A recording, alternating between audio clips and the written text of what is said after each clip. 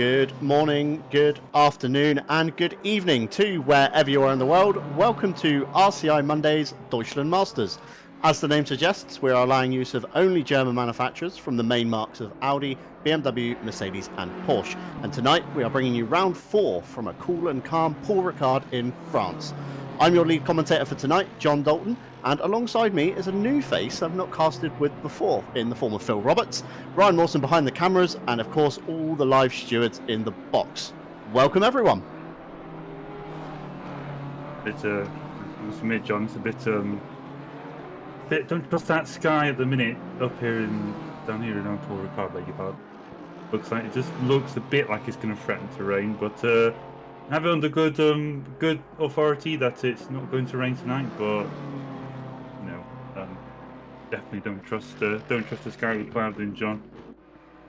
Yeah, who knows, Phil? Weather, of course, being the unpredictable factor. We do have a few clouds rolling in during the practice sessions. I have been lurking about the pit lane and haven't seen any wet weather as of yet, touch wood. However, curse of the commentator may strike once again, who knows. But last time out, we did have a very hot Zandvoort round 3 where we saw a mixed strategy from many drivers up and down the grid. We had the classic kind of tyres versus no tyres strat, and it did pay off for some people. Oystein Brennan was a man that maximised everything, who was our third different driver to take a win this season. And this man here, Chris Downing, has also proved that he can be very, very strong in the right circuit with a dominating performance at Misano, but unfortunately did not go his way in the end. So all eyes on Chris Downing for the Vulpes Sim Sport. And Phil, we've got a very mixed skill set here tonight. We do see a few red dots up and down the leaderboard, mixing it in with the pros. So it's going to be interesting to see who gives up position and who decides to be that cork in the bottle tonight. Yeah, there's certainly going to be a few corks in the bottle, I'd say. I mean, one of the an additional bit of skill that some of these drivers will have to negotiate is managing traffic, certainly managing their pit strategy as well. Sometimes you have to look and see when you're going to be coming out, or have an idea of what you're going to come out to, slower traffic or not. That will certainly affect your race. And also, if you're coming up to traffic, if you've still got your pit to do, if you just go, I'll just pit now, deal with the traffic later on or something. So there is definitely an extra bit of skill to sort out. Obviously, as we go into qualifying next, there is a bit of a modification to usual. It's a bit longer than usual, 21 minutes. First 10 minutes for the AMs, or the red cars, should we say. We'll call them split 2 cars for the sake of, I don't know what to call them, I don't really want to call them AM cars, but split 2 cars. And then there's a 1 minute grace period, and then the last 10 minutes are for the pro cars. So yeah, it's going to be an interesting bit of qualifying. Sorry, Tim. No, sorry, Phil. I thought you finished your point there. But yeah, it's going to be very interesting indeed in the qualifying. Obviously, we're going to have split 2 drivers mixing it amongst themselves, so they're going to kind of know, who the faster cars are, who the maybe not so faster cars are. But then when we go into the race, obviously we throw both the pro and AMs together as we finish up free practice here. This man here, Dario Barzaghi, your quickest man at the moment. And a circuit that you know as well as I do, Phil, the Porsche isn't exactly strong here. It's, top speed lacking as always in the Porsche. And it's very surprising to see Barzaghi has put that car in provisional first position in practice. Yeah, I suspect there may be a bit of quality fuel shenanigans going on with Barzaghi's car, but certainly Porsche are infamously not as strong on the main straights as some of the other contemporaries. We see Yan Yo's car there, looking like a Porsche that's definitely going to feel it at the end of it with that face, absolutely exhausted at the end of the main straight. But should be strong through the twisty bit, certainly through the first part, sector 1, and I think sector 3 is mostly all downforce or low torque corners where the Porsche should be strongest at. But yeah, it should be I think this is easily the most difficult track on the calendar for these Porsche cars, John. Yeah, certainly so, with this big, long drag as we watch here. Callum Kerrigan, a driver that I've not seen much of before in the Audi R8 Evo 2. Very colourful livery indeed, with the chrome, blue and pink. heading down the main straight, weaving just to try and generate some heat into those tyres, possibly trying to build a gap to the Porsche ahead, just so he possibly doesn't get caught up on his fast lap. Coming to the end of the straight, of course, a very fast corner, quick downshift and flick it in. Very easy to over-rotate. We did see a replay of Barzaghi at the end of practice getting very loose through that corner, so it's going to be an interesting one to watch. And of course here, track limits being the main thing, Phil. I'm sure you know as well as I do from racing here in the past, it's all too easy to pick up a penalty.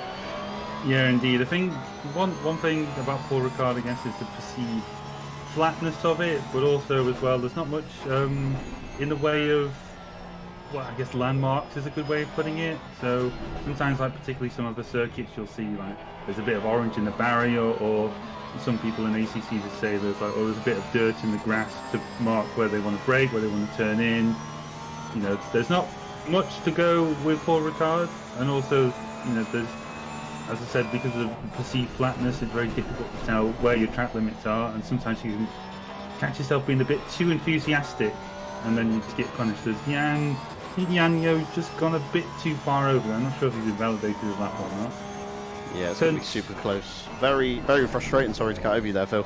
If you do get caught out at turn 2, it can be, you know, an absolute lap destroyer. You've then got to go again, essentially, and set yourself back up for another run, as Jan here comes through turn 6, long sweeping right-hander. Be very patient on the throttle, but not too patient, because you want to maximize your entry all the way over to the right and then cut it into the left for turn 7. Now begins this very long drag down the main straight, and the great thing about the onboard cameras here at RCI is, of course, we can see the rear view mirror of every driver, so we're going to have some very interesting angles, I feel, from in-car, looking at the wide angle Porsche mirror going down the straight as Jan struggles to hit 271, 272, 273, just about 274 before he breaks at the 100-meter board, flicks it in, little white marker on the inside, managed to hit that, keep the right side of those 3 white markers to not invalidate your lap, and then the long drag round turn 9, double apex right-hander almost. You've got to kind of pitch it in for the first part, let it run wide, then tuck it back in again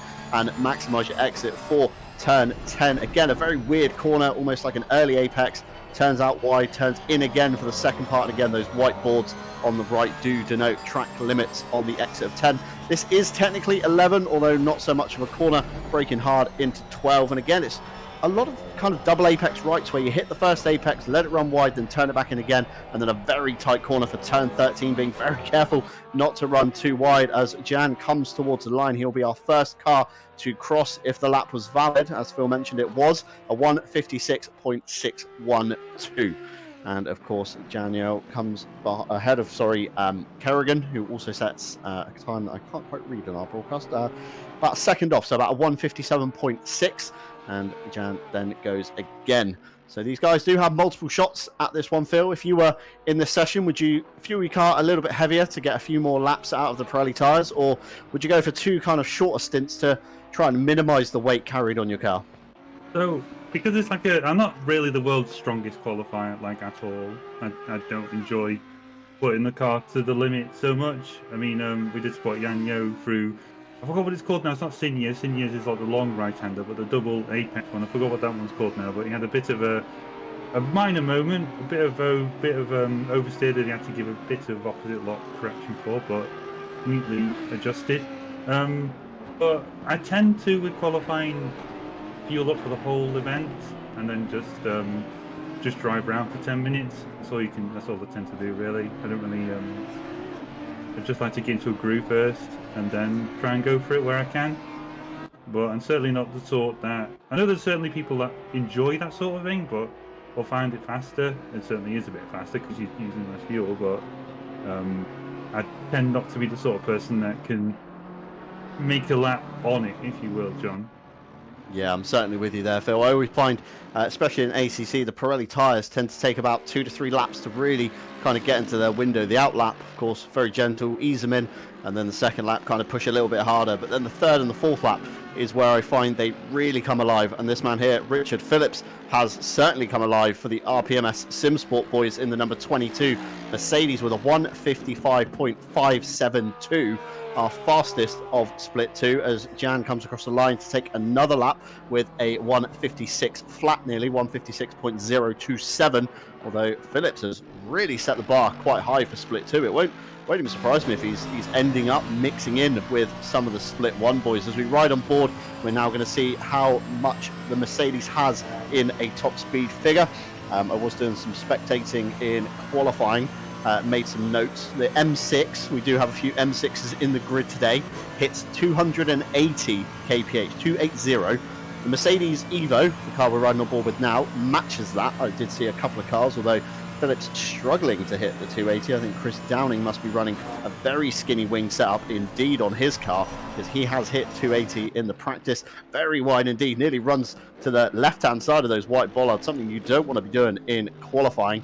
The Audi R8 Evo 2 hits 278. The M4 then brings up the rear with 276. The old Merc, I know, why are you mentioning the old Merc, John? But we do have Matthew Kingston Lee has somehow managed to find himself in a pre-Evo Mercedes, hits 275 kph, and then the slowest of them all, the Porsche 273, and I took that from Dario Barzaghi. So he has 7 kph difference on the top cars, and he still managed to set the fastest time in practice. It's absolutely crazy, Phil. It's crazy indeed. I mean, I was going to say one thing to point out for Mercedes drivers, having driven it in the World Tour, particularly enjoy it. But one thing I was always told with the Mercedes is you rev the can't say that on the broadcast sort of thing, but give it some really high RPMs. Yeah, basically. Oh, thanks. There you go, John. There you go, John. You know, you're helping me here with raiders. But yeah, so with the Mercedes, with the Merc, certainly the Evo, you probably want to be revving it quite highly compared to say the Porsche or the BMW. I'm not really sure what it's like driving these M6. I haven't really had a chance to ever get into a championship with an M6. But they do have a lot of kind of mid-power from experience. They do pick up quite well out the corners and then kind of tail off towards the top speed, but they do accelerate very quickly, just like the M4. Yeah, because one thing I have noticed whenever I've spectated people who are a lot better than me when they drive the M6, but they don't have downshift really quickly. It's like when they brake, they're like spamming their shift down button as they go through the braking zone. It feels like, oh, you're going to break your gearbox doing that. I mean, that's the fastest way in the M6 to get the thing slowed down. Yeah, so very different from the Lamborghini I was driving on Saturday, where of course we were kind of, any power, and you let the revs die off and then to about a halfway point, and then again just spam the downshift. So very, very different indeed on 2 cars. But Les Stevenson in P5 currently, and then we have a driver I've never seen before, the number 20, coming across the line, currently residing in P12 with a 157 coming towards the line. Can he improve at all in the last dying seconds?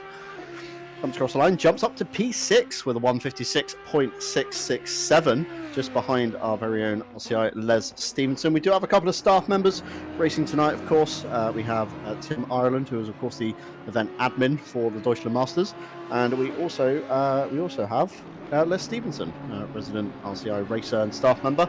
Always good to see the staff getting out on track occasionally.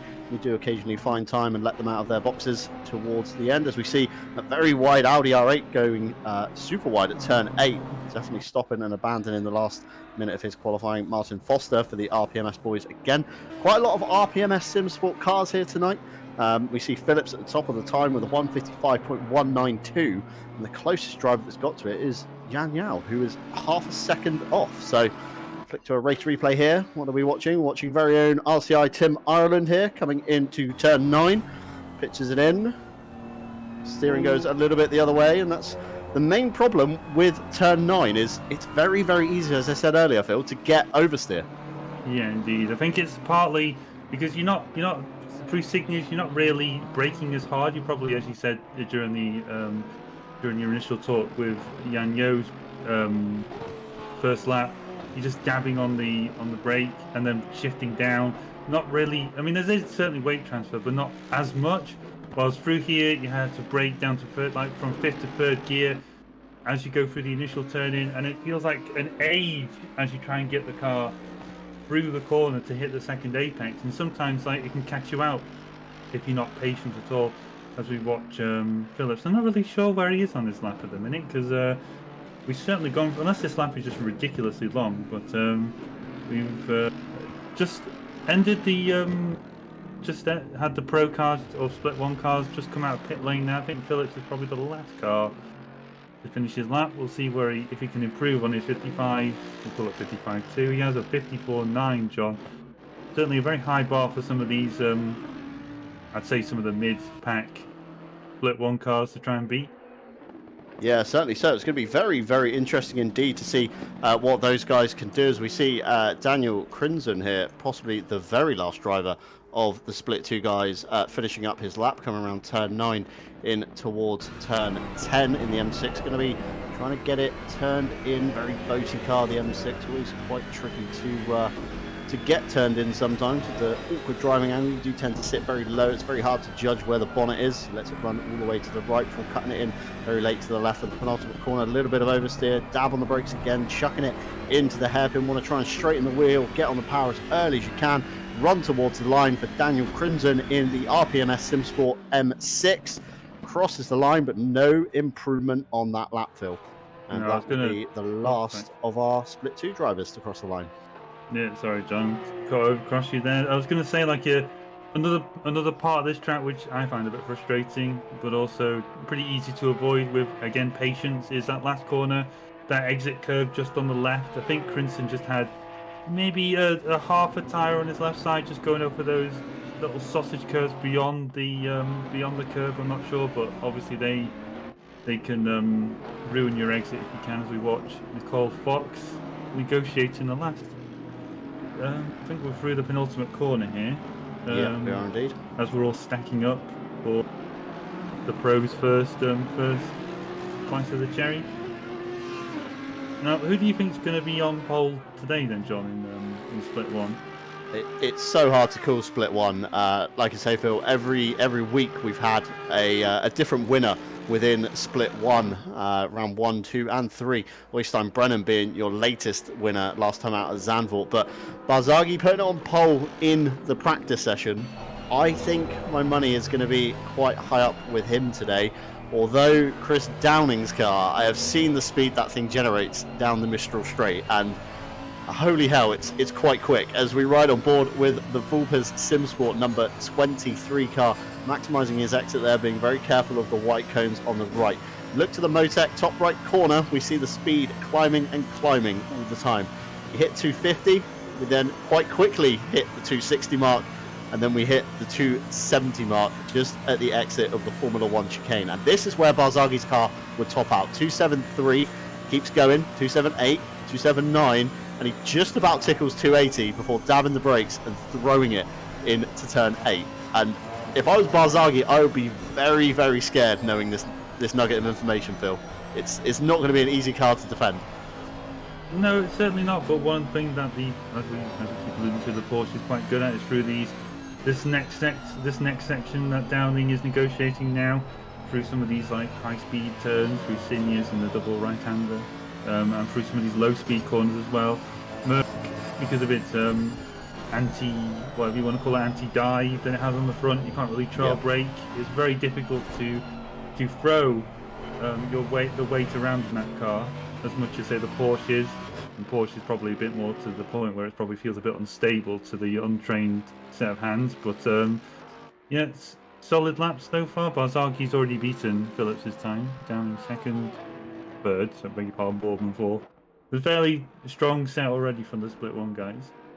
Yeah, definitely a very strong lap coming out from Barzaghi. Great to see him smash Phillips' time straight off the top of the board, and Brennan coming through just behind in the number 13 BMW, half a second off Barzaghi. And the BMW M4 is no slouch on the straight with 276 kph, I believe. I took that data from Tom Shipston in the Ground Zero Racing M4. Again, the driver who's worth keeping your eye on, Tom Shipston, has come up through the silver ranks of British Masters and now finds himself in top split here for the Deutschland Masters. As we ride on board now with Barzaghi, look ahead, Phil. He's got the Vulpes SimSport Mercedes possibly trying to set himself up for a little bit of a tow. Obviously, we know Barzaghi tops out at 273. We're going to see if he can kind of gain any more on that one.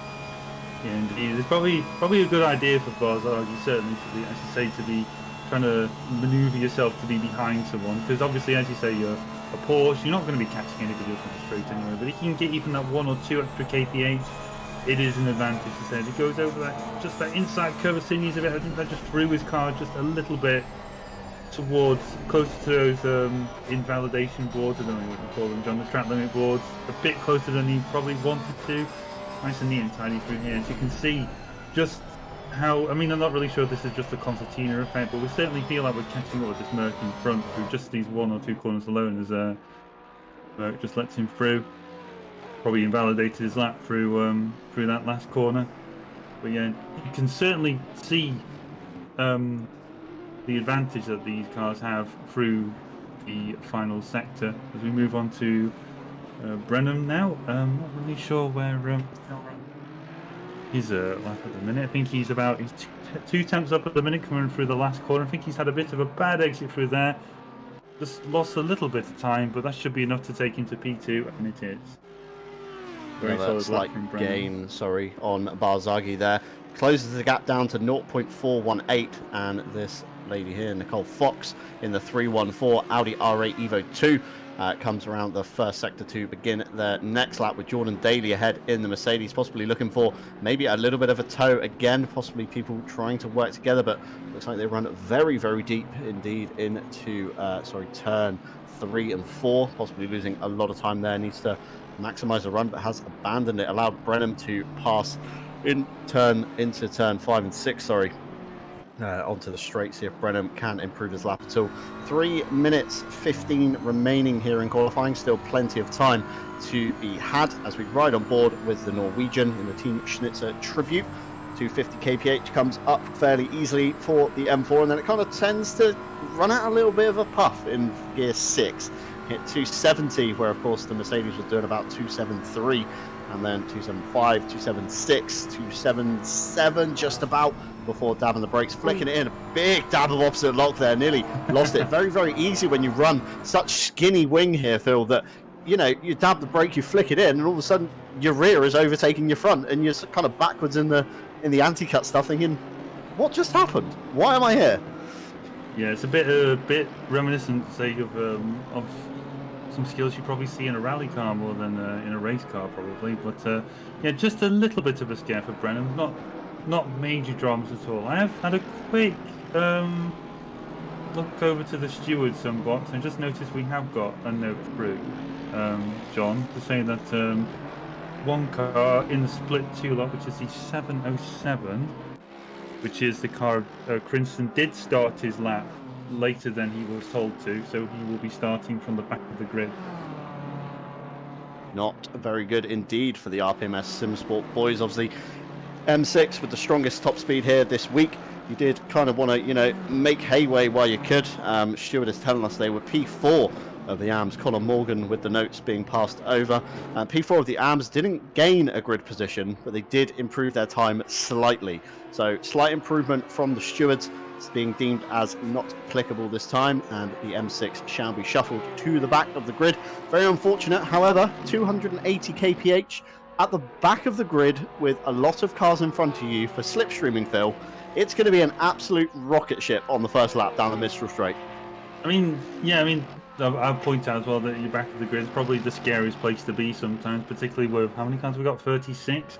Probably not going to be as fun for them than where they were originally. I'm not really sure where you prefer to be, John, in the middle of the pack, or certainly everyone wants to be at the front, but the middle or the back of the pack. As a quick caveat, of course, we did. Tim did brief the drivers before the start of the event that obviously come out, you have to finish whatever lap you have. If you go past 11 minutes, I'm not really sure how far Crimson was, but certainly enough for the stewards to be confident that it was past the 11-minute marker there. So more than confident enough that he should have been DQ'd. But yeah, he's not DQ'd from the race. He's only been DQ'd from qualifying, so he's free to start the race from the back of the grid, of course. But yeah, John, I'm not sure about you, but much prefer being where he was in the middle of the pack rather than at the back of the grid. Yeah, I'm very, very awkward with where I like to start. If I'm not in the top 5 or 6, as we show Nicole Fox there with a little bit of opposite lock through the penultimate corner, catching another Audi R8 ahead of her, coming out of the last corner, trying to maximise the run to the line. front of the grid is always a great place to be. You can kind of really avoid all the carnage and mess that happens. The mid pack for me is where I hate being. You always end up with an accident ahead of you, somebody behind you not paying attention, and you just end up getting sandwiched in the middle of it all. So middle of the grid, my worst place ever. I'd rather be at the back, can pull off, can, you know, dodge. Loads of runoff room here at Paul Ricard to take avoiding action. Obviously, too much, you may get penalised for a track cut. So be very, very smart on what you do. We do have a few drivers here struggling with pace today. Raphael Huell, normally a lot higher up than he is at the moment in P16 with the OMG Porsche Racing. I believe it does has "Oh my God" written underneath the rear wing. So very fitting team name as he comes around the penultimate corner. Very good section for the Porsche this one. Get loads of turn in, stand on the brakes for the last corner. Try not to take too much inside curve. Try not to take too much outside curve as well, as the TC cut can be really harmful there. Huell straight line to the finish line. P16 currently does improve up into P12, Phil. That's more where I expect to see Raphael Huell, as Andy Borman for Grease Weasel Racing has also been another car to watch. He's constantly been in the top kind of 5 or 6 for every event, but always ends up on the receiving end of some bad luck, which is super frustrating, as I'm sure you're aware, Phil. Yeah, indeed. I think, as you say, you make your own luck sometimes, though. But obviously, credit to Andy, who always comes back at the end for the next week's race as well. Seen him regularly in a fair few championships, certainly Thursday champ. I think I've seen him a few Friday champs, but obviously he's talking about Monday champ now as he comes around the last corner. I'm not sure if he's improved on his time or not. Still up P4, then goes improved on his time, so up in the top 2 places, top 2 rows of Jordan Daly also improves, knocking Phillips down in the space of about a second. He's gone from P4 to P6 overall. John, did you see John Eraser come through? I think he's not improved on his time, but yeah, solid qualifying from everyone there, John. And as you said before, plenty of slick wings, so very fun through some of these high-speed turns, just seeing them up their limit car control. Yeah, certainly so. I mean, looking towards the top, Barzaghi and Brenham were very inseparable on their fastest laps. Obviously, 2 very capable race winners here in the Deutschland Masters. We have one car that has slightly better top speed. We have one car that is slightly better in the twisty stuff. So it's going to be a very, very good race to watch indeed. As the cars begin to grid up, we will, of course, head over to our championship standings. So, starting off the championship standings, put my teeth back in. Dario Barzaghi leads up with 73 points. Oystein Brenham slightly behind with 63. Wolf Matuszka, who unfortunately is not with us tonight, on 47, but Andy Boardman and Chris Downing are. 1 point separates these two, 43 and 42 points. Gillian Hardenberg, that had a great start at Zandvoort, unfortunately again not here tonight. Regular George McDonald down in P7 with 33 points. Matt Stevens, again RPMS boy, not here tonight. Is he actually? I don't believe I've seen him on the broadcast today. I can't see him on the list. He might not be here. He's Matt Stevens, Stevens, he's P16, John. He's P16. There we go. I do see it now in the number 77 on 26 points. We have Tom Shipston on 23 and Raphael Huell rounding out your top 10 on 22.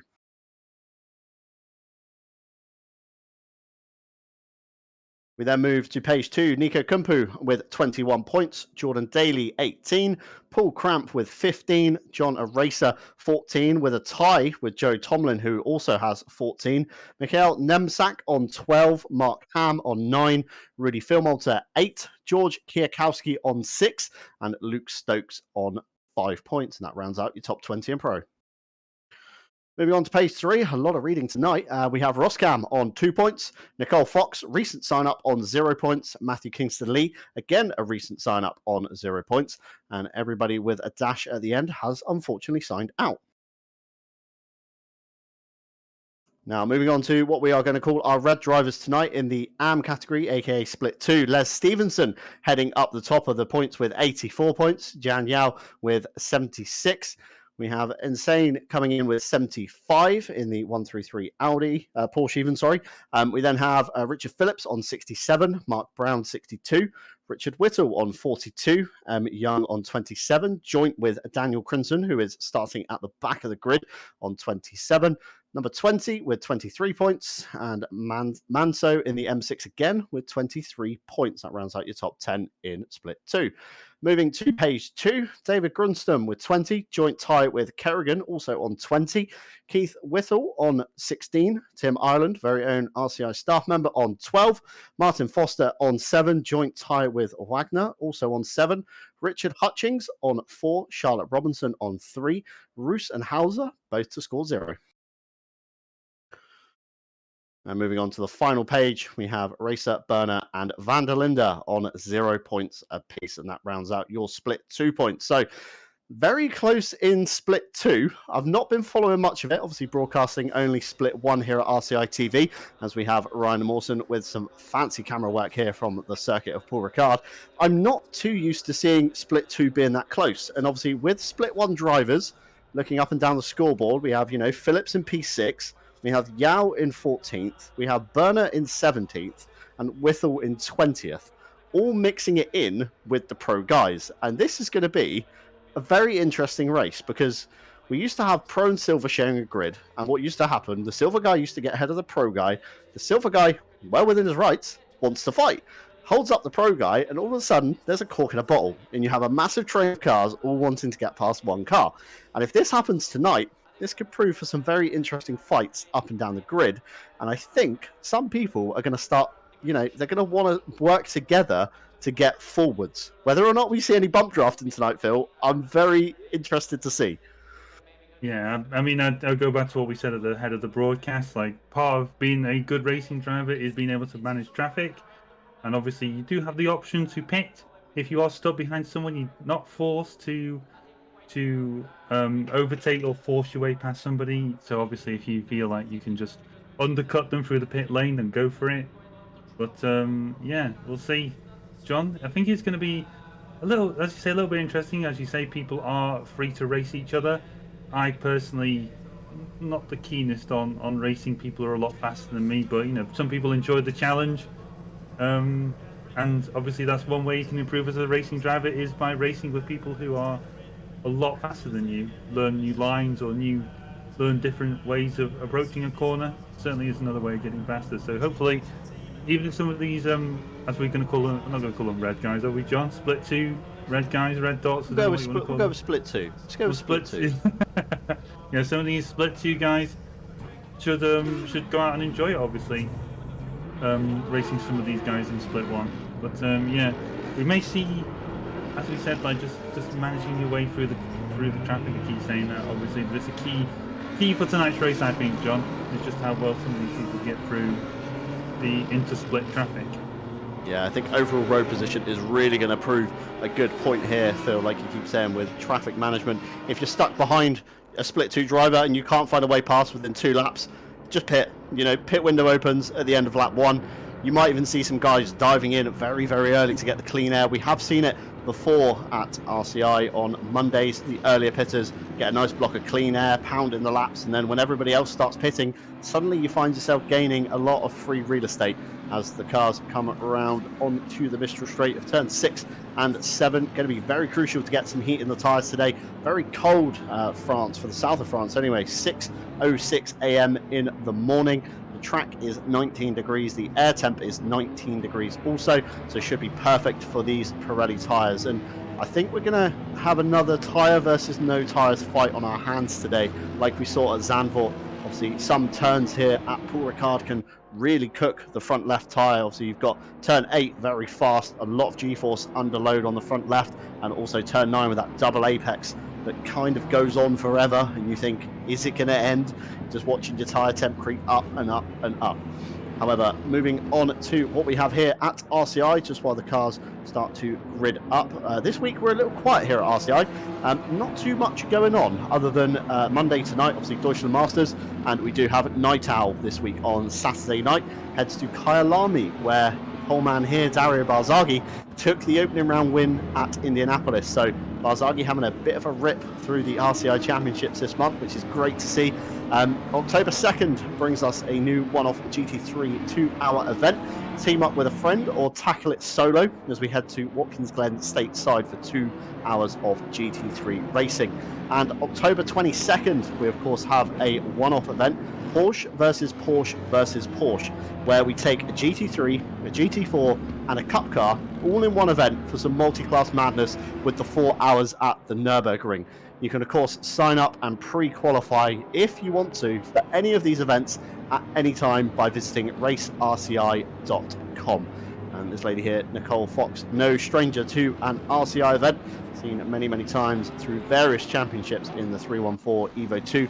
Great livery there, looks very similar to the RPMS SimSport boys. Now I'm not saying who copied who here, but it looks very similar at a quick glance. You could be mistaken as the cars start to grid up 2 by 2, Phil. It's going to be a very interesting start. Who is your money on today? My money's probably going to be on Barzaghi if he can make a good exit through the first sector onto the main straight.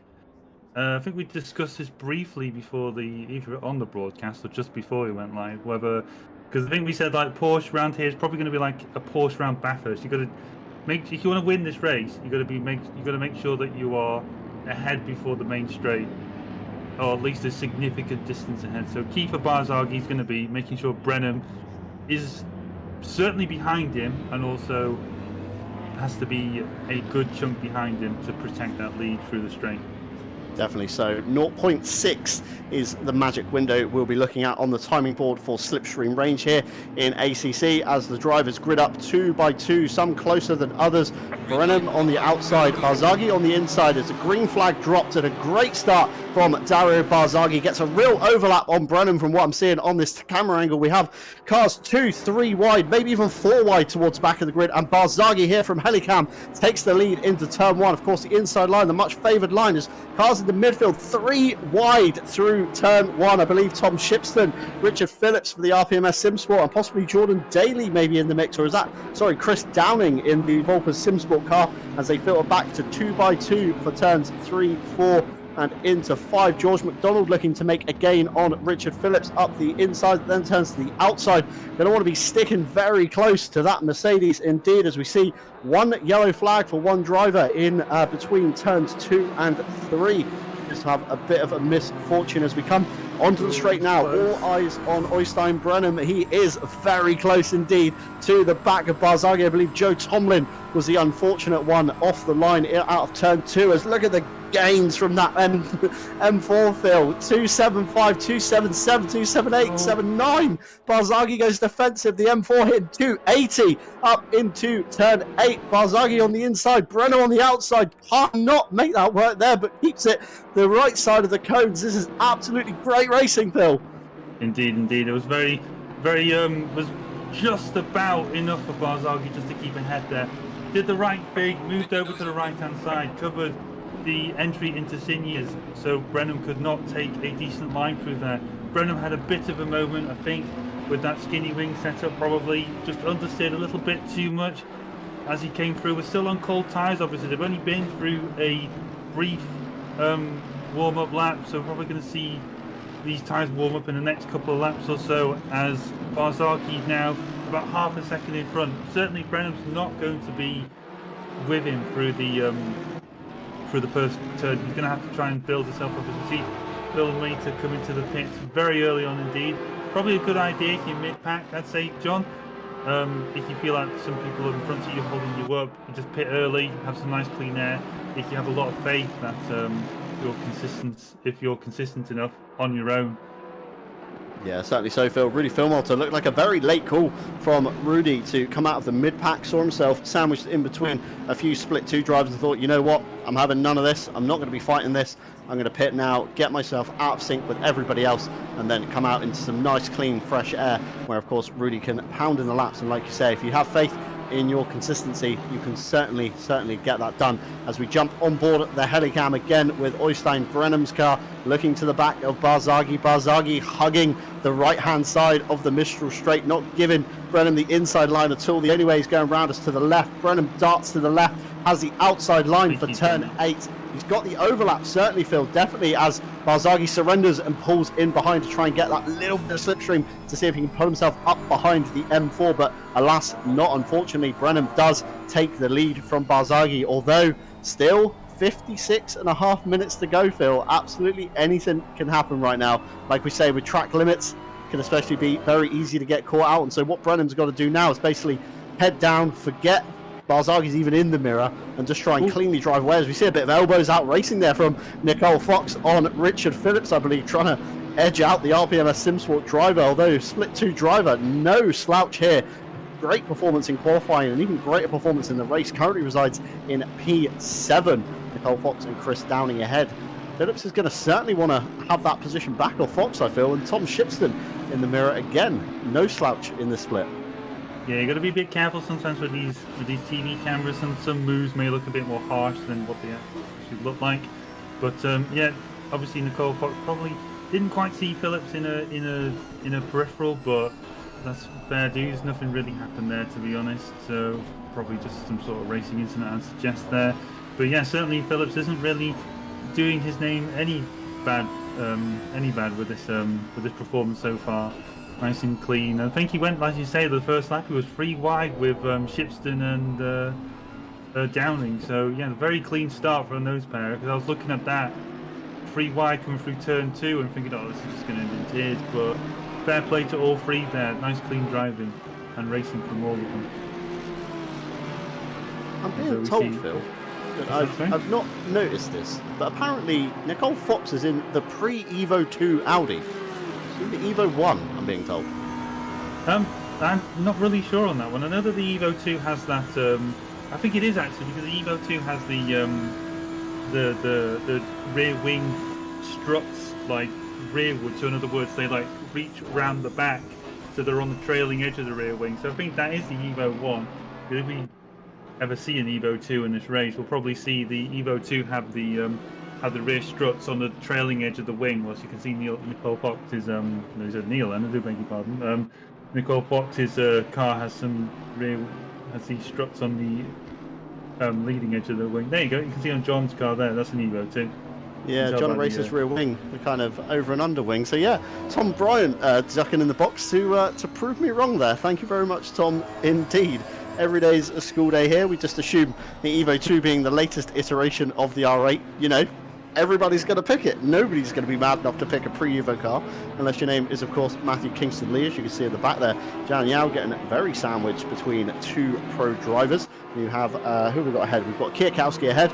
Again, no slouch in split 1, and we have Raphael Huel behind. So great to see, again, another split 2 driver getting involved with these pros and seeing really what they can do. But touching back to your point on race, race crafting in these multi-class kind of events, as a pro driver, you do want to get past a split 2 driver, but at the same time, like, you don't want to bully your way past them, because some of them are actually quite quick, as Richard Phillips is proving in the RPMS SimSport car, hounding the back of Chris Downing through turn 5 and 6, and coming out onto the Millstream straight. Definitely going to be within the slipstream range, but a little wiggle there on exit from the 22 does allow Chris Downing to slightly pull away, although Mercedes might want to be working together to try and catch the top 3. We've got Daly, Downing and Phillips all in a line here, so maybe manufacturers are going to try and pair each other up and egg each other on to try and catch the car ahead. Yeah, I mean, it's a bit weird for in some circles to say an hour-long race is only a sprint race, but we still got 50 minutes to go, at least 50 minutes to go, beg your pardon. So yeah, I think at this stage of the race, unless the person in front of you is significantly slower, should be looking at each other, just looking to do some teamwork there to make the dream work and catch up. Certainly for Phillips and Downing to catch up with Daly in front. Daly's just only half a second behind Andy Boardman in P4, so there may be a podium on for Daly. As we see, Paul Fox, P7, still has Shipston and McDonald behind her. I think she's slowly losing pace with Phillips in front, though, unless it's just about just catching that toe, as you say, John, as they pull away. But we'll see. There's McDonald there. We'll see if these Porsches can make some sort of move later on in the race. Maybe this higher wing or slightly higher downforce that they have compared to the other cars will be better on their tyres. I'm not really sure. I certainly would think that we see a bit of a close call there for Phillips on Downing. I think he probably just braked a bit earlier than he was anticipating. We've already got the first drive-through, John. That is most likely track limits. Well spotted there, Phil. I would say no doubt track limits, but very early on, 9 minutes, and already a drive-through for Downing. Our stewards looking over into the box. I see no scribbling at all at the moment, so nothing is about to come through on that one. So we can only assume track limits. Like we said at the start of the race, it was very, very easy to pick up 3 to 4 track limits within a few laps, especially if you're battling your rivals and you're trying to get that little edge over them. As George McDonald here in the wake of the M4 of Tom Shipston, going to see if the slipstream can do anything at all for that Porsche. It's certainly closing up indeed. Looking at the Motec, we're up to 270, 271, 72, 74 before he pulls out, hitting 75, 76. I don't think I've ever seen a Porsche go this fast down the Mistral at all. Inside line for George McDonald, and easily done on top of Shipston. Shipston may be playing the longer game, thinking, you know, you've got the slipstream, I'm not going to fight this.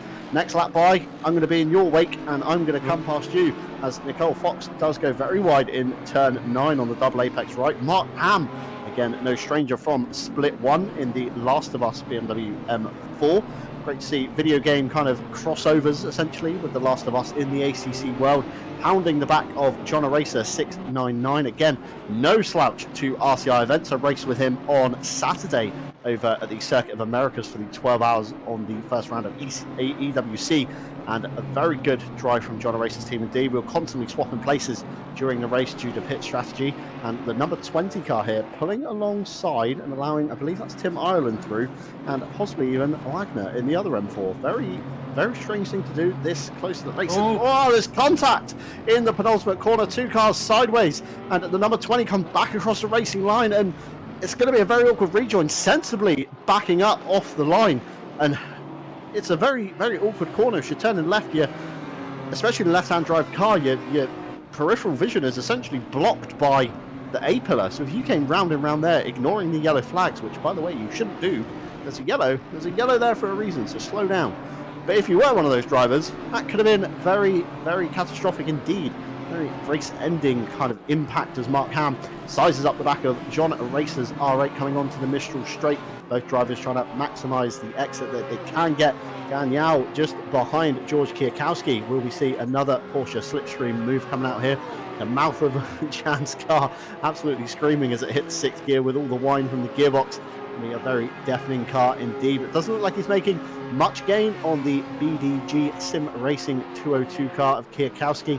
Again, a regular to Monday's, seen him race through the British Masters, the Deutschland Masters, and I think even possibly the Asia Masters. As this man here, Chris Downing, having served his drive-through for what we can only assume is track limits, making moves through the field. I was going to say, John, I did check with my own steward notes. I have like a little monitor as well as the notes, and there's nothing on for any penalties for drive-throughs, and certainly Chris Downing hasn't done anything to warrant a drive-through the stewards either, so it probably was 99% certainly was track limit. Sorry, John. That's all right, no worries. We can only assume track limits, as you say, Phil. No notes coming in from our stewards other than a lap 1, turn 1, involving the 76 and the 79. No further action taken. The 76 could have left more room on the outside, causing contact and its own demise. Unfortunately, that I believe the 76 looking up and down the board. I'm struggling to see it. Wagner on the 76. So again, getting tangled up on lap 1, turn 1. And unfortunately getting tangled up only a few laps ago as well. We have a few early pitters indeed. We have about 8 cars. Rudy Philmolter being technically first on the road of everybody that's pitted, so eyes on him, as Mark Ham still on the back of this fight as he rounds out of turn 6 into 7, still trying to find a way past John Eraser. But all this time, Phil, look behind. We see a couple of guys starting to make a few gains. Kwiatkowski and Jan Yao, Van der Linde and Kingston Lee are ready to join this train. Yeah, I mean, we talked about it before about working as a team to get through the grid. If you're struggling to get past someone and you're just diving or trying to overtake them, you're slowing yourself down as well as them. It works. The person behind all of this just sees it and just just I don't know, just has dollar signs or something like that in their eyes, because it's just absolutely great for them. They have a nice front row seat to something that could potentially get them one free time ahead to catch up, but also potentially have 2 free positions if there's an incident. So sometimes you have to just make sure that if you're going to overtake someone, particularly in this early stage of the race, that you know you're going to do it and you're going to pull away from them, because you don't want to be losing time and potentially losing more places, because as we see Nicole, I think that's Nicole Fox behind. Yeah, certainly is. I'm not really sure the timing tower's updated yet, but oh yeah, it is. You're right, John, sorry. Yeah, the George McDonald got through Nicole Fox with seniors there. Nice and clean overtake. I think he's, as he said, I think we're running, when we're on board with George, probably a little bit less wing than P2 Barazagi at the minute, but certainly working for him at the minute. Now up to P6 as he chases down Phillips. If he does overtake Phillips, that won't be for position, obviously. He'll still be P5 in class, so he'll obviously have to try and catch up with Jordan Daly for P4. But yeah, so we now need to see if we can just work as a team now, try and get ourselves up the grid. Going back to what you're saying about Ham, though, we can see, yeah. So as we were saying about Ham, like Kwiatkowski, Yo, Van der Linde, just looking at this argument that they're having with Eraser and just catching up. I think Kwiatkowski's is now below a second to Ham, and Yo's not that far behind either. Certainly going to get a little bit of a slipstream train going on. It's going to maybe resemble a little bit of NASCAR racing coming down the back straight with the amount of drafting we're going to be seeing today. But this lady here, Nicole Fox, having another stab at the back of George McDonald. George McDonald covers off the outside line into the top end of the straight. Nicole Fox, unfortunately, could not pull alongside this time. But Nicole Fox does seem to be going backwards in the R8 Evo 1. Not a great car for a race pace. Could be many factors at hand. Could be, of course, split fuel strategy. George McDonald may be on a very light strategy as we see Mark Ham closer than ever to the back of John Eraser in the 699. Just going back to the pit stops here, we do of course have a mandatory stop, but you only have to add 1 litre of fuel. So this does blow open the window. Do you take tyres? Do you not take tyres? Do you take half a tank at the start? Do you take more of a tank at the start, have a shorter pit stop, but then be slower at the start?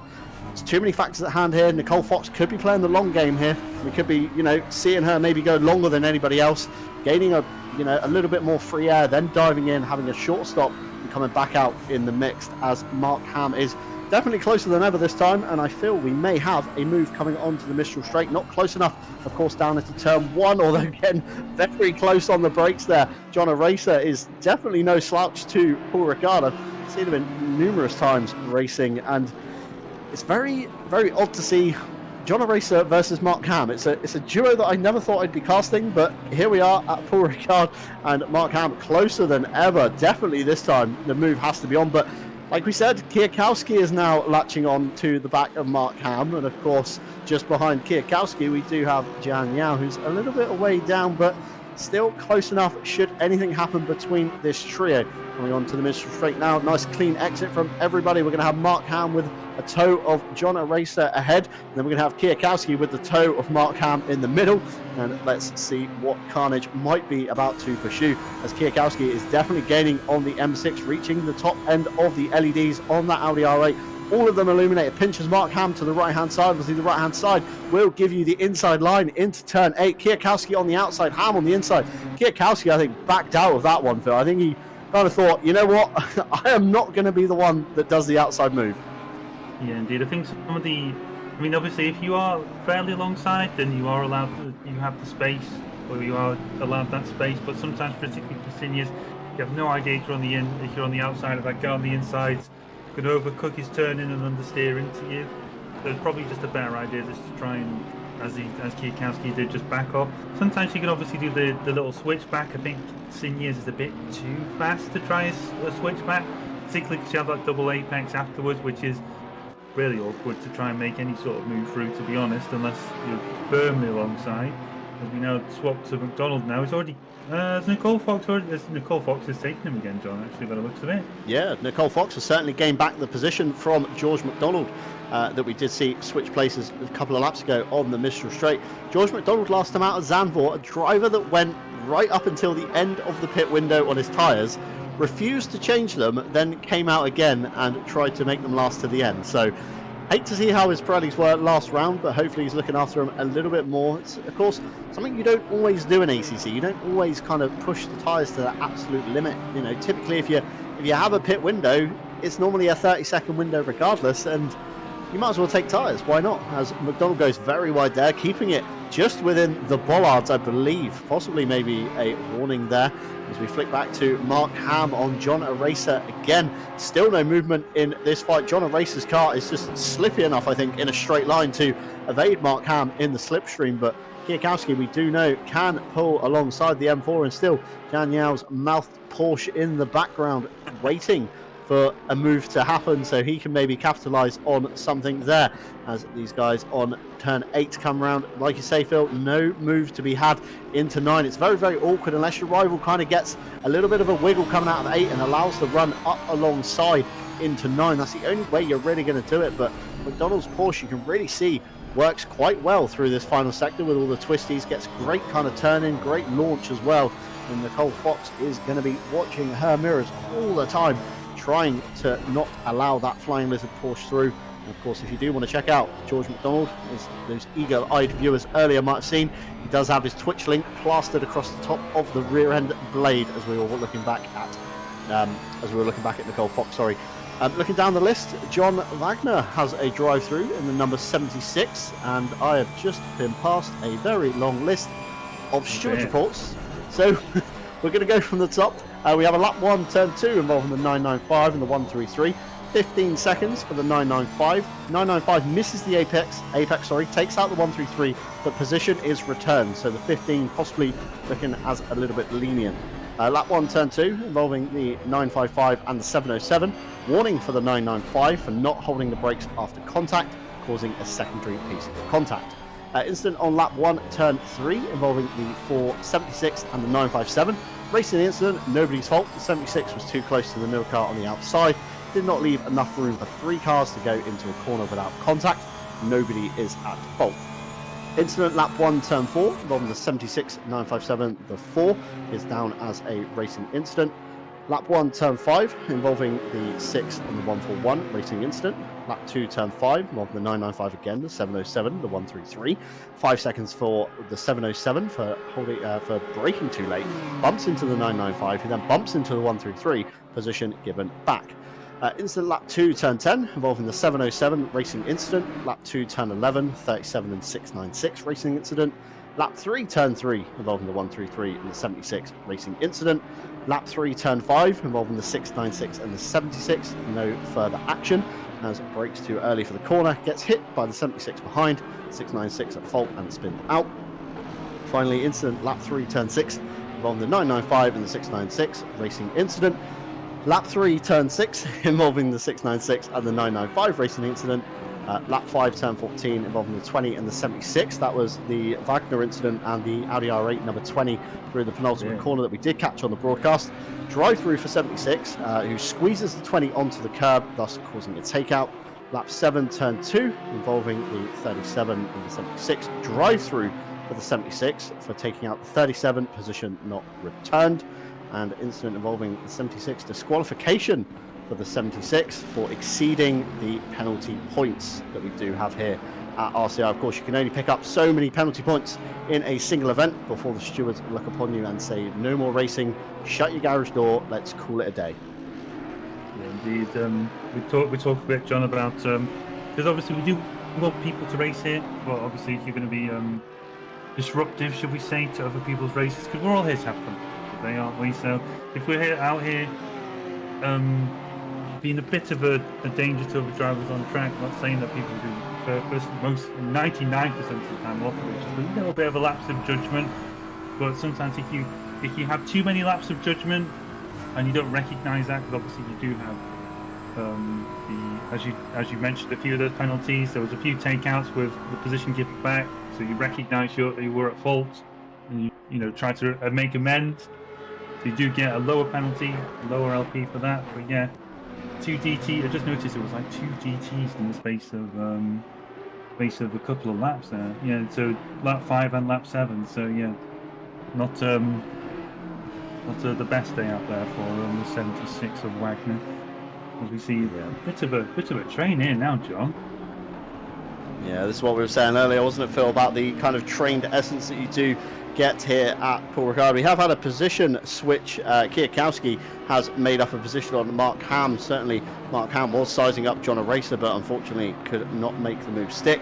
And of course, like we said a couple of laps ago, Jian Yao on the back of this train now was a good couple of car lengths away from them, is now right up behind them, and Mark Ham calling it there for his mandatory stop. 36.5 minutes left to go as Jan then inherits 11th place and joins the back of the Kwiatkowski Eraser train. Obviously Audi on Audi here, going to be very similar. Going to see who's got the skinnier setup. Both of these cars I can confirm are Evo 2s. Looking at the rear wing to not make that mistake again. Certainly know the difference now, but Nicole Fox in P6 still fighting with Phillips by the looks of it, as Kwiatkowski comes under fire, nearly under fire, sorry, makes a move on John Eraser in the 699, coming through 5 and 6. Going to want to maximise his run out of 6, using all of the entry curb on the inside there to try and get that Audi hoiked in, back over to the right hand side, tips it into the left, runs safely over the curb, keeps it the right side of the bollards, and now we ride on board with Kwiatkowski here. We see the mirror. Jian Yao isn't even close enough to be appearing in there as the blink shot effect we're about to get. The racer pinching to the right hand side. Kwiatkowski decides to take the left hand side, and very respectful driving from these two as the racer wants to kind of move over to try and open up the corner. Kwiatkowski looks like he's got definitely the overlap, but cannot make it stick. Goes a little bit wide, brakes maybe a little bit too late, and allows a racer the inside line to keep it tight all the way through. And meanwhile, back towards the front, we have Nicole Fox and George McDonald again going at each other. This battle has not subsided at all, as George McDonald wants to come back on to avoid running across that curb. Nicole Fox respectfully just about gives the Flying Lizard Porsche enough room, and George McDonald does make it stick, as we see there GM_racing on Twitch. If you do want to check George out and see his point of view from this fight, of course you can head on over there, but do keep it here at RCI TV as Nicole Fox peels off, says, I've had enough of this. I'm going to come in, I'm going to give myself some clean air, I'm going to reset mentally, and I'm going to come back out and give it another shot. John Eraser calling it the same again, drops it into the pit lane, stopping it on the kilometre board very safely indeed. Very easy, Phil, to overrun the pit entry. It does come up very quick, it's a very sharp entry, can be easy to pick up a speeding penalty there. Indeed, I think a bit of an interesting one there, because we noticed in the first group it was the lead car that came into the pit. It was the trailing car that came to the pits of Fox. While in the second group it was obviously the leading car of Eraser that came to the pits. As you see, very nice little move from Yo on Kwiatkowski there. I think it's probably going to be the same, because I know these Audis aren't, particularly as you go through, they about 40 minutes, half an hour in, they tend to lose a little bit of their tyre performance. So I'm not really sure if that's what we're seeing there from Kwiatkowski, maybe struggling with his tyres a bit as we progress through this hour-long race. But obviously, no need for tyres when you can just drive in a straight line, as Kwiatkowski goes very, very comfortably back to go there. You know, sensibly, doesn't fight it. He's got, as you said, as we keep saying, he's got at least half an hour of this race left. There is plenty of time to brake a little bit too much for than Yo was anticipating there, but some nice avoiding actions. We now see this, I don't know really what you want to call it, John. I was thinking video game references, and the best I could think of is like something like a jump scare from Five Nights at Freddy's or something like that for Yo's car. But yeah, nice bit of toe here for Kwiatkowski for Yo, I'd say, as he runs a very comfortable P2 in split 2. I'd certainly say it's very similar to a jump scare.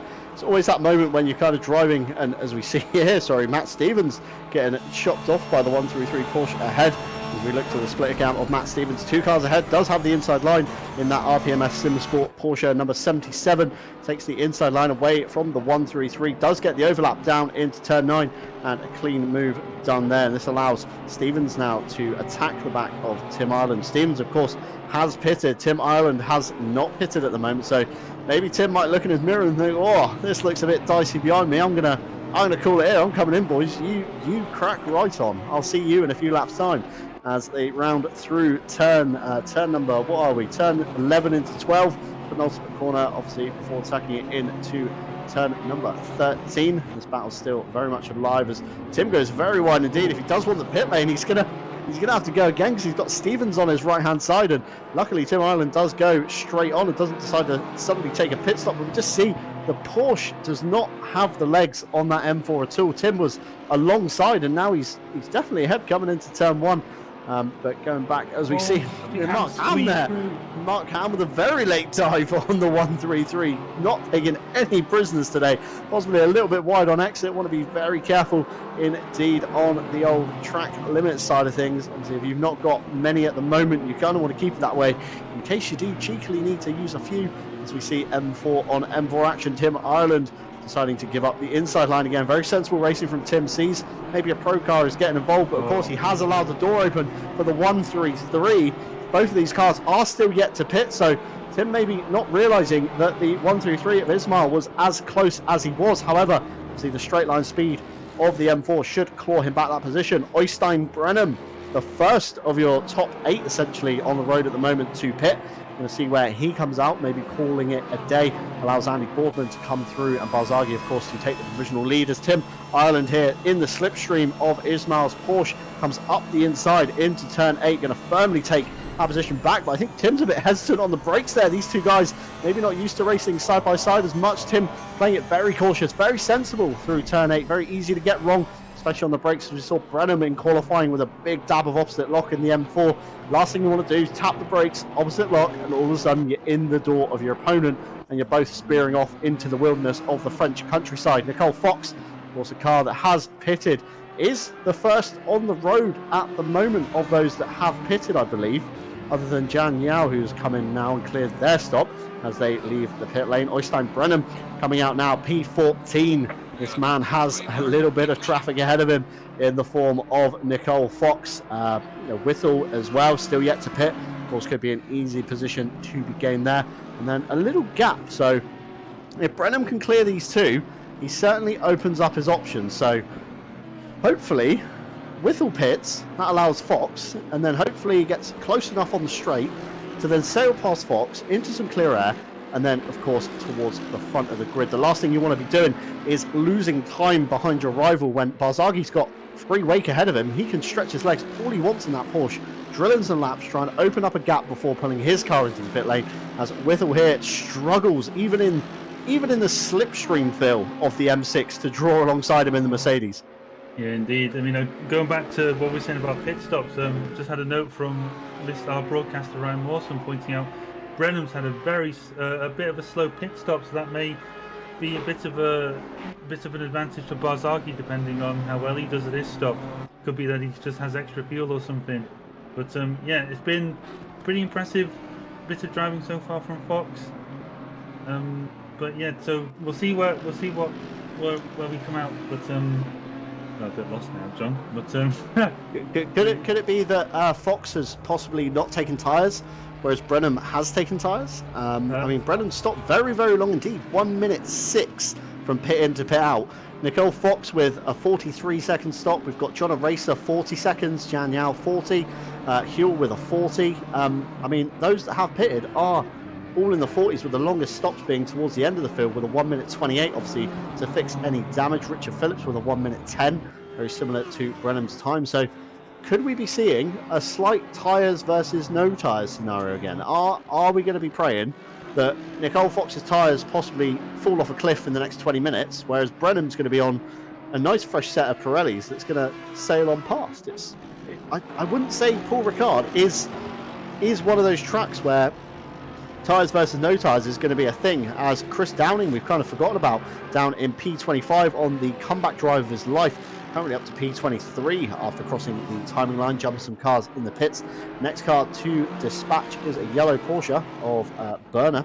Again, a guy we've not seen too much of. Richard Phillips here with his RPMS teammate. Now, this is going to be interesting. Is Stevens going to allow Phillips through? Although Stevens is the pro car, Phillips has the better pace, as we certainly saw in qualifying and through the practice sessions. Is Stevens going to be fighting him, or is he going to be just going, you know what, mate, you're a lot faster than me, I'll see you later, you crack on? Yeah, maybe, John. It's probably the case that he's probably going to have a nice clean overtake through here, because obviously, as we keep mentioning, Porsche not strong in a straight line. Going back to your tyres point, I'd say I don't think Ricard is the place to be swapping tyres. To be honest, I mean, it's a 4-second stationary stop compared to a 30-second stop. So unless you're planning on gaining about, I don't know, how many laps we got? I'm trying to work this out now, John. But I'm trying to think. About 26 seconds over 26 minutes. So are you going to basically gain a second every minute by taking tyres? Is what you've kind of got to work out. And you're probably not going to be, like you say, Phil. It's not really a track where you associate tyres. If this was, Brands Hatch, Alton Park, where we are next week, so that might be another tyres versus no tyres circuit. That's very twisty, relies a lot on the Pirellis to give you that grip. But here it's a lot of straight line, it's a lot of medium speed stuff. It's not, you've got a few low speed corners, you've got to get a good run out of some of them, but it's not really warranting taking a new set of boots, I feel. No, I don't think so. One thing, again, broadcaster Mawson's pointed out for us as well, is I think there's been a change of lead overall in, or not on the track certainly, but effective change of lead of the split 2 cars, as Yan Yo is now a comfortable margin ahead of Phillips after the pit stop exchange. So I don't really know what happened there, but for Yo to be so far ahead, unless there's some notes I have not seen. But so it looks like Yo's stop was a 40.2 seconds, and Richard Phillips stopped 1 minute 10. So possibly Phillips taking tyres, Jan not taking tyres, like we say, and of course gaining a massive chunk in road positioners. Obviously Phillips with the 1 minute 10 has had to dispatch of his teammate Stevens. He's also going to have to dispatch of a few cars ahead of him, as Rudy Filmolter was one of the first pro cars to pit, comes up on the back of Jan Yao. A little bit of Porsche on Porsche action. Who will yield here? It was Rudy Filmolter, goes to the right hand side. I think Jan's playing this one very sensibly and saying, you know what, pro car, nothing to do with my championship. On you go. I've got great track position. I'm not going to bother wasting time fighting you. There's no point other than for us broadcasters to commentate on, and allows Rudy Filmolter to go through in turn 8. Richard Phillips here, as I say, has to dispatch of Kwiatkowski. He's also got a dispatch of Mark Ham ahead. Obviously, all the cars ahead of him have pitted, right up to Young in P16 and the car number 20 in P15. So a lot of gains for Phillips to try and make on these tyres, and as you see there, just an absolute roadblock. Kwiatkowski not allowing him an inch at all, as Phillips tries the old switcheroo on corner exit, but cannot unfortunately make it work. He's just got a tiny overlap of the Mercedes splitter, but not enough to warrant Kwiatkowski giving him the inside line, as Kwiatkowski runs himself deep, cuts back across on the defence, has the inside line for the final turn, number 13, and again Phillips trying to do the switcheroo. This looks incredibly close, darting left and right. This guy is all over the back of Kwiatkowski, down into turn 1, across the start-finish line, trying to make every inch of that Mercedes work alongside, but still cannot get alongside the Evo 2, Phil. This is crazy. Indeed, it's a bit very dicey racing at the minute. I think Phillips has got a brilliant exit there through turn 2. Had a bit of a switch back. I think he recognised that Kwiatkowski rode the bit on the curve through the transition between turn 1 and turn 2. Nice bit of driving there. Going back to what we talked about before, I think Kwiatkowski probably recognised he was faster, but at the same time, he's looking and going, well, I can use Phillips if I can as a buffer, because I've got 2 cars in the class. I can use a car in a different class as a buffer between me and the cars behind who are in my split or class, shall we say. But yeah, very nice opportunity to drive for Phillips, as we see Oysten Brennan here. Going through seniors, I think he's just taken Nicole Fox. Nicole Fox in a 0.2. I think Brennan's taken Fox through seniors as he's marching his way up. I think he's definitely the lead car of the bunch, but only 4 seconds behind Kingston Lee. But yeah, going back to our point about whether there is any benefit to the pit stop for tyre strategy. We'll have to see between Phillips and Filmolter. Oh, sorry, Phillips and Yo, beg your pardon. As we see, Phillips has just taken Van der Linde for P18 now. Next up on the road is, I think it's Ham, next up on the road for Phillips. But yeah, so it'll be interesting to see, John, whether the Phillips's swapping tyre strat does work out for him. Yeah, definitely. Strategy is all about, Deutschland Masters. 1 litre of fuel is all that's needed. What you want to do around that is completely up to you, as Matthew Kingston Lee dispatches of Hauser's BMW quite easily down into, I believe, turn 3 and 4. Somebody in the chat says, I have no idea what is going on or who these people are. Well, welcome to RCI TV. This is our Monday Deutschland Masters Championship, and this is, of course, what I like to call pretend race cars. When people ask me what I do in my spare time, I say racing simulators stroke pretend race cars. So here we are as we look at George Kwiatkowski getting involved in, I believe, Matt Stevens here with, who else is that in there? That's Van der Linde's Porsche on the inside ahead of him.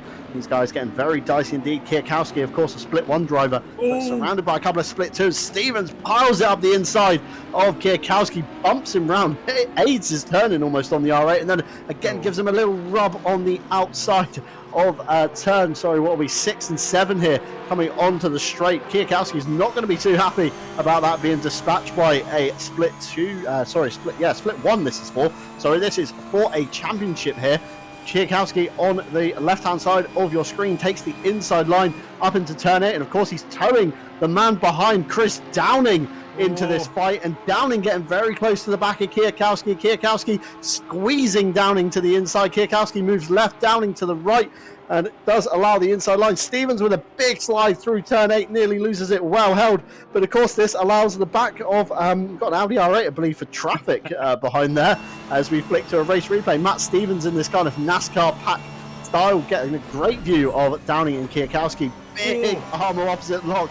Definitely not going to be any good for those Pirellis as we see Kwiatkowski and Downing driving off into the distance. It's some crazy stuff when you get 2 or 3 cars down the Mistral. Everybody slipstreams each other, and suddenly 3 or 4 cars have switched positions, and you look back and think, what just happened?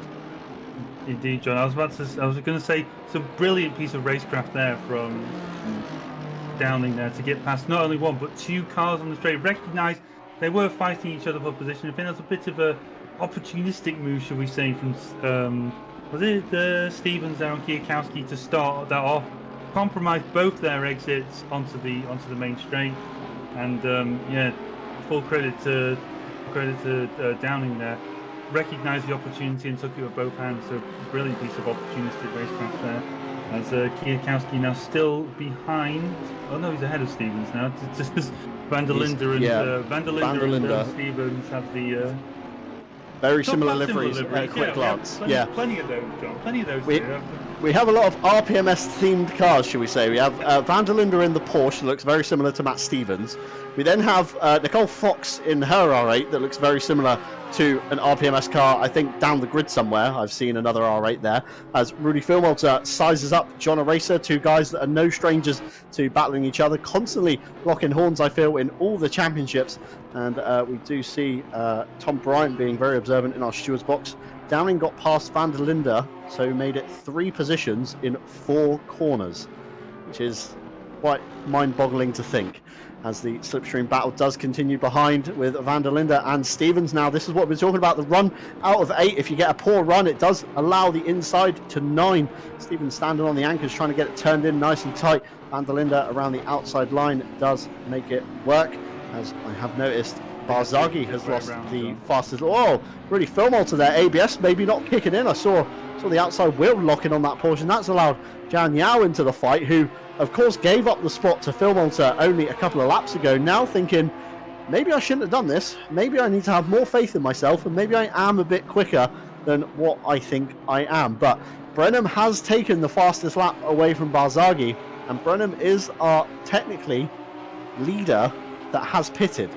And looking out the window, we are seeing a little bit of traffic for Oystein Brenham as he comes down onto the back straight. He has got a dispatch of, I believe the car's a lap down that he's fighting. It's the 133 with a quick squint out of the window, looking like he is coming up to it. Here we go, Oystein Brenham on the back of the 133. That's certainly not an Audi R8 ahead, as the timing ball suggests. We see the marshal on the right-hand side waving the blue flag furiously, allowing Brenham to get, of course, a slipstream off this Porsche, allowing him past, which of course allows him to gain more time on Barzaghi, who isn't going to be running necessarily in a pack of cars, and he's going to have a lot of air smacking the front of that Porsche, whereas the M4 is going to be cutting through traffic, getting a little bit of slipstream, and possibly gaining that little bit of time that he wouldn't otherwise have gotten. As Barzaghi is clear, but he's not awfully clear in the back there, Phil. We've got Andy Boardman in the 69 lurking behind, ready to pounce. Indeed, I don't think that gap's really changed between Boardman and Barzaghi much during the race. It's certainly not gone at least above 2 seconds, I don't think. So Boardman's keeping Barzaghi honest as he can. I'm not really sure if Barzaghi even has enough time to come out. I'm trying to really tell what this gap is between Barzaghi and Brennan, but I think Brennan's probably closed in that gap there as he goes past the 28 of Kerrigan there for P6. Kerrigan there, not a lapped car, but in a different class, and probably again recognising I don't really be holding a faster car up. So full credit there to Kerrigan. We move back to Yo. I'm not really sure how far Phillips is behind. He's about 8 seconds behind, I'm going to say, to Yo. So the gap, I think the gap is closing, John, but we'll see on that one. He's only got 15 minutes, so what's that, about 7 laps to go? Yeah, certainly not much time to be gaining positions. If we look where Phillips is down on the left-hand side of your screen, the number 22 Mercedes down in P14 does have quite a few cars to get at before he can get Yao. One car will go into the pits, obviously the Audi R8 ahead of him, number 20, which will obviously gain him 1 spot. However, he's then got a dispatch of Rudy Philmolter, the man we see on the back of Yo here, and of course Yo himself, if he doesn't already get past John Eraser in that time that it takes Phillips to catch the back of. Top 5 still yet to pit: Barzaghi, Boardman, Daly, McDonald and Shipston. Going to be a few positions to be had up and down the grid depending on strategy, as me and Phil were saying earlier. Tyres not really going to be the call to make here. Enough straights here that you're not going to need to have as much Pirelli rubber as you did need under yourself at Zandvoort. And obviously Zandvoort conditions were very hot indeed, some of the hottest I've seen in an ACC race. All drivers keeping it to the right hand side of those bollards, avoiding any anti-cuts. We do have a couple more of the stewards' reports. I believe not too much has happened in the kind of mid-pack of this race. I think they're all caught up as such. We have an incident lap 13 turn 15 involving the 133 and the 141. We have a 15 seconds for the 133. 133 takes out the 141, position return, so stewards looking very likely on that one. We have an incident lap 15 turn 7 involving the 141 and the 133, turns into a racing incident. We then have lap 16 turn 15 involving the 11 and the 8, racing incident minor contact. And then we have finally an incident lap 17 turn 15 involving the 202 and the 22, which was Phillips. Not sure who the 202 was, not quite seeing it up and down the board on the left-hand side. It is Kiyakowski, beg your pardon, just spotted that in P18 as Jan Yao sizes up the back of John Eraser into turn 1, getting very close indeed. John Eraser is probably going to be looking in his mirror thinking, what is that on the front of the Porsche? It's, of course, a mouth with some teeth at the top end. It's probably going to be the stuff of nightmares for John Eraser in the 699, Swiss driver in the Audi R8 Evo 2 as he comes around turns 3, 4 into 5. Jan looking very racy, looking in the mirror. The big set of comedic teeth gets me every time. I can't keep a straight face while casting this one. Yeah. Jan not getting such a good run out of turn 6 into 7, however, coming down the straight is going to have the slipstream just about, I think, although the Porsche obviously not the best in the straight line. The Racer jinking to the left, trying to break the toe. Going to allow Yao to kind of catch. I don't even think he's catching at all in the Porsche. I mean, going back to my top speed chart that I noted down, the Porsche 273 kph on its own steam, and the Audi does 278.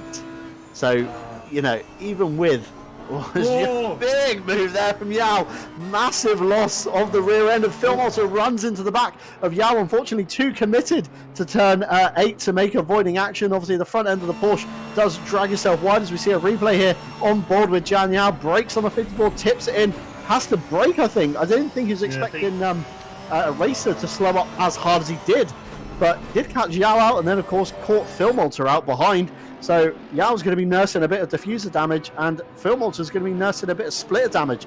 Meanwhile, this could allow Richard Phillips to catch up to the back of him. Here he is in the 22, not far behind actually. Phil looks like the penultimate corner coming into the final turn. These two guys now just ahead of him, so this could be a fight to be had. Could be a fight to be had indeed. I think Eraser, I think Yo was a bit. So just saw the brake lights coming off Eraser like mid-turn, but not even where you'd expect to see brake lights coming through Sinya's there. So I think that just probably caught him out a bit. And then obviously your natural reaction at that point is just a bit of a dab on the brakes. And before you realise it, you shunted some weight to the front of your tyres when you're sort of like sensitive, turn in, and then you obviously had a bit of oversteer there. So yeah, Yo's last lap, not really representative of his times, but Phillips there, last lap was a 55.7, or 55.9, sorry, beg your pardon. So I think he's just caught up about, say, 1 and a bit seconds to Yo that lap, but again, not really representative because of the little moments he had there. Not much Filmator could have done, in my opinion, to the back of Yo there, because obviously those sorts of incidents come at you very fast. There's only so much you can do. But yeah, full credit to Yo for saving it, and also to Filmator not having to make that incident any bigger than what it was. So yeah, as we see Filmator here just go past Yo. I think Yo's sort of backed up a bit now. He's only 4.5 seconds in front of Phillips now. I think Phillips is probably on the hunt. There he is there, just coming into our screens, coming through Sinya's there, coming into the double right-hander now. But yeah, I think Yo's probably, as you say, John, not only just nursing some rear diffuser damage, but probably nursing some flat-spotted tyres, as we see Whittle here just overtake Van der Linde. I think that's effectively P5 in class, yeah, P5 at the minute. Not really counting Hauser, and I think there is another one in front. Hauser and Kerrigan. Yeah, Kerrigan, P7. Only to split 2 cars still yet to pit. I don't think they're going to come out threatening the top 5 just yet. But yeah, so very impressive though, being able to last this long and still doing some decent times. I think is Kerrigan. So keeping himself nice and safe. We move now to Jordan Daly, still just about in Andy Boardman's view there. I think, actually, is that Andy Boardman in front? That's not just a lap car, beg your pardon. So, the Andy Boardman, though, he's not that far off Barzaghi. That's definitely Barzaghi in front of him. So I think, as we were talking about before, John, about saving tyres, if you to pit for tyres on pit, not to pit for tyres, Barzaghi being kept honest by Boardman there, pushing into the limit. Yeah, I would say it's far too late in the race at the moment, Phil, to consider now taking tyres. Pit window just over 8 minutes still left to go. Shuts, of course, just before the race does end, so it does force every single driver in the field to make a stop. No kind of pit stop trickery where you wait for the clock to hit 0, the pit window to hit 0 like Schumacher did all those years ago, and come in for the final kind of drive-through penalty that he served in order to take some points in the championship. Phil Malta, of course, nursing some damage. And speaking of nursing some damage, Nicole Fox down in P33. Mark Ham coming off the jacks for 32. Fox will, of course, go past on the main straight. But what has happened to Nicole Fox? Such a great qualifying performance. And then, obviously, not the best of starts. Slowly meandering backwards, a few fights here and there. But just absolutely disappeared off the face of the earth. If you find down in P33. I've got no notes at all from kind of anyone. Nicole Fox is number 314. Anything in the stewards from that? Not seeing anything on their pieces of paper scrolling up and down. So unbeknownst to what happened to Nicole Fox, more to come. Hopefully one of our eagle-eyed viewers might know something we do not, as we come back to the fight here. Rudy Filmalter on John Aracer still goes on. Jan Yao has, of course, dropped off the back completely, like you say, Phil. Probably nursing some flat-spotted Pirellis from the massive moment at turn 8 that we witnessed just a few laps ago. Not going to be doing any favours at all. And, of course, if Phillips is on fresher tyres there, you see the Mercedes just in the back of the shot. It's going to be steaming up onto the back of Jan Yao, as we see a few penalties up and down the grid as well. Man, we've not seen much of David Grunstrom here, coming under, sizing up a move, should I say, on the number 20 Audi R8 Evo 2 just ahead, that got tangled with Wagner, the number 76 BMW, in this very corner here. David Grunstrom going to want to not do that at all.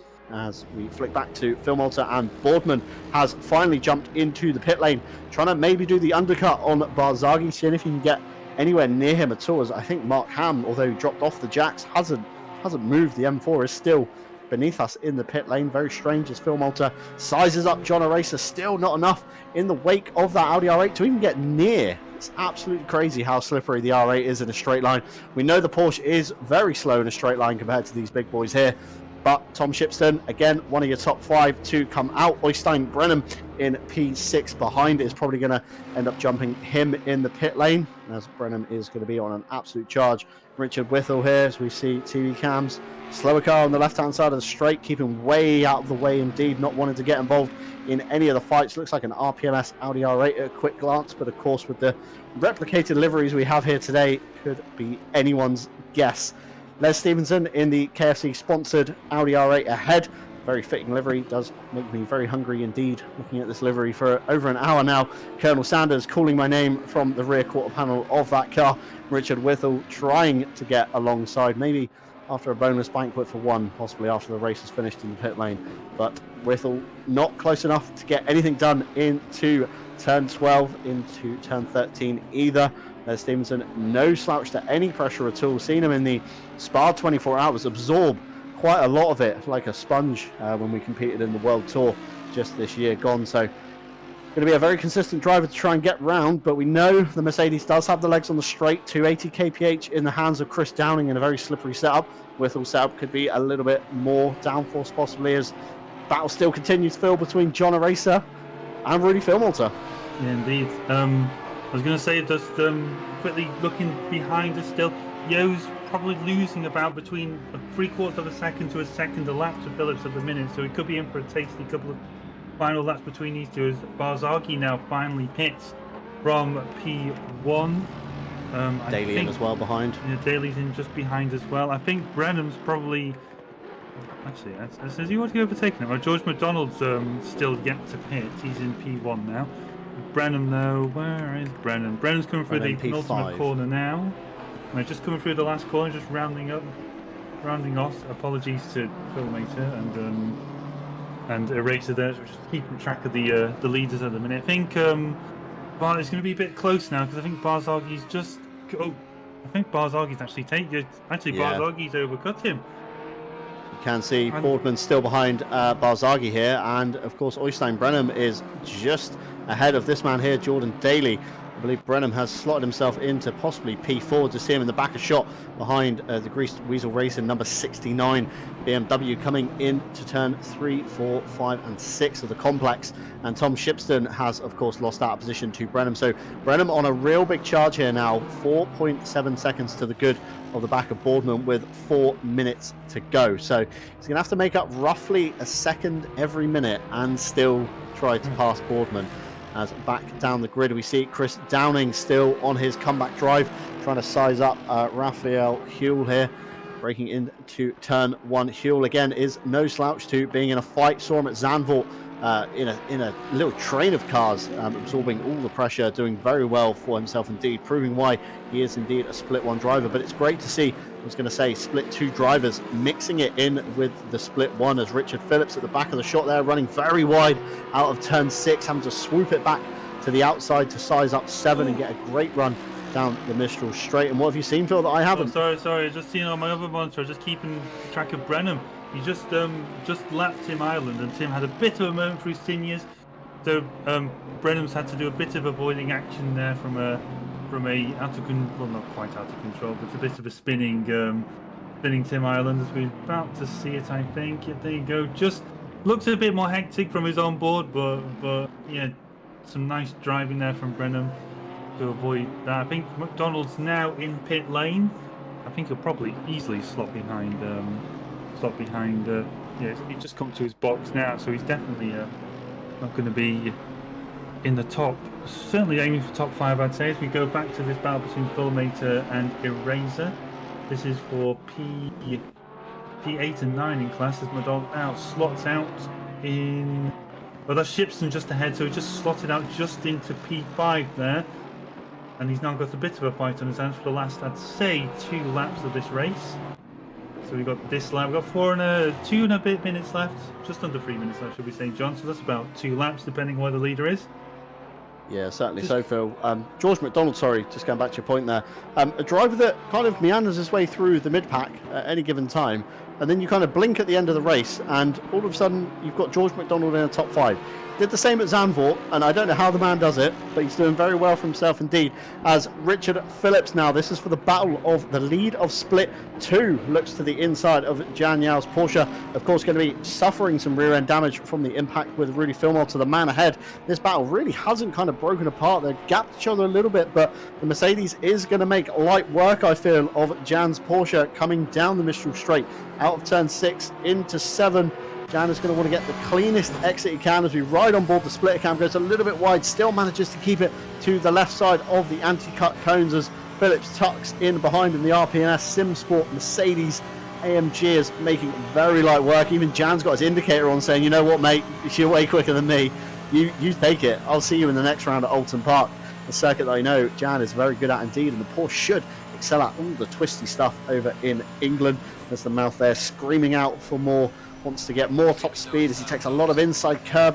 Richards very wide indeed, still manages to keep it within the cut of the track limit, and Richard Phillips to the lead of split 2. Jan Yao in P2, and then we see Berner in Berner in P3, away down the grid in P15. But this man here, Dario Barzaghi, has driven a great race so far with 1 minute 9 to go on the clock. This will of course be his last lap. Andy Boardman has been lurking in the background for the last 59 minutes with about a second of a gap between him, but just can't find that extra second as we see Filmolter now making a move on a racer back to the inside. Filmolter with a little bit of oversteer, nearly drives across to the right hand side, and this of course has allowed Richard Phillips, although not being involved in the Split 1 championship for points, this is going to put a car between Filmolter and a racer.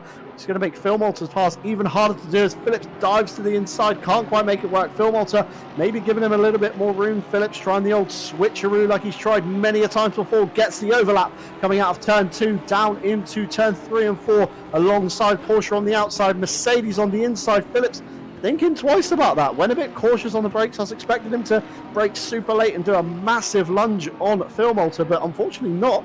And this, of course, allows Jan Yao to catch to the back of Phillips. And then touch. Jan Yao runs up the back of Phillips. Getting my words all mixed up there. Very awkward name to say in the heat of the moment. Phillips does get a massive sideways moment, but, you know, Jan being Jan does say, my bad, apologies, I'll back out, it's yours. Of course, we're not going to see Jan catching that back up down the Mistral Straight. But Tom Shipton here with one last crack of the whip on George McDonald coming around turn 9 up into 10. McDonald to the inside, keeps it nice and tight, trying to block off that BMW, but he's going to want to block off the switcheroo on the inside. We have some traffic ahead. I believe Tim Ireland there getting way out of the way, saying, you know what, boys, see you later. Dario Barzaghi, of course, flash of the fog lights, comes across the line to take first position. Andy Boardman in the Greased Weasel Racing 69 comes across in P2. We have Oystein Brennan P3. Jordan Daly, luck has turned for that man. He's had a rotten start to this championship in P4. George McDonald in P5. Great drive from him. Shipson brings it up the rear in P6. And go back to the battle here. We see Filmolter just ahead of him. John a racer for 7th and 8th of split 1. But your split 2 leader shall be this man here, Richard Phillips. Driven at a very good race right up into the pit stops. Very long stop, not quite sure why. Hopefully we find out in the chat afterwards. Might have taken tyres, might not have done. 1 minute 10 from pit in to pit out. Comes across the line to take the lead of split 2. Jan Yao just behind on the big mouth Porsche in P10, which of course equates to P2 overall. This man here, Chris Downing, great comeback drive to take P9. George Kwiatkowski rounds out your top 10 for pro in P10. And Matt Stevens just behind him takes P11.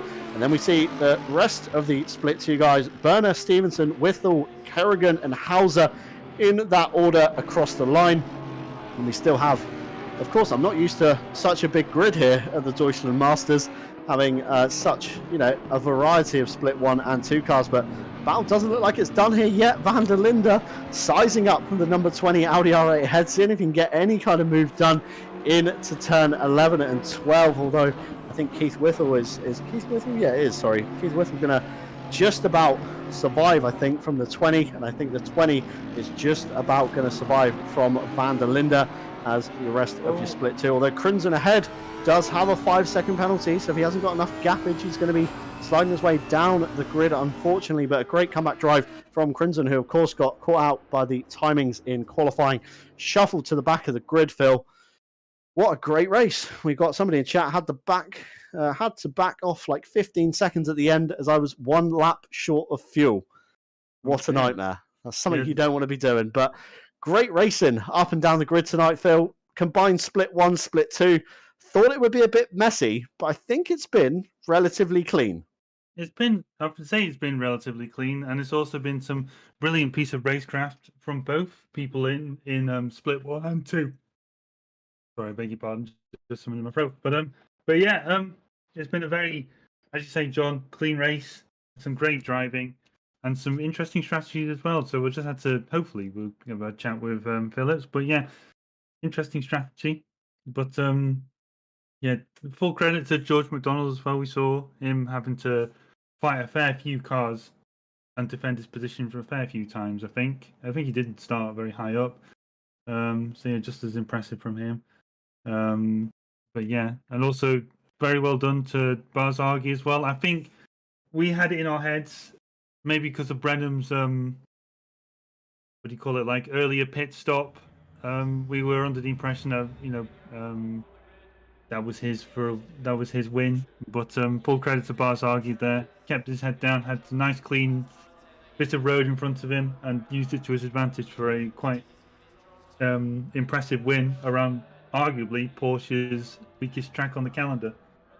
Yeah, we were saying all broadcast, the Porsche's the slowest car here, it's the weakest car here, it's not going to do well. We fully doused the Porsche in a lot of doubt, and then Barzaghi goes and proves us wrong in the Barlas Esports number 8 Porsche. Great drive from him, and a great drive from everybody up and down the grid today. Andy Boardman, again, tables have turned on his luck. Relatively drama-free race, only 1.2 seconds off of Dario Barzaghi, the number 69 red and blue car. You can see just in our shots, second in the queue. Tom Shipston just ahead. He finished, of course, in P6. And Nicole Fox, with an absolutely rotten race, did start off very well, although did sadly tumble down the grid, and we're not too sure why. Quick message from our sponsors, who, of course, not sponsors, partners is the right word for that. We have AK Informatica for providing our server solutions here at RCI. However, they also provide high-end hardware, peripherals, and accessories, including SIM gear. So if you are in their market and you're after any hardware at all, do be sure to check them out.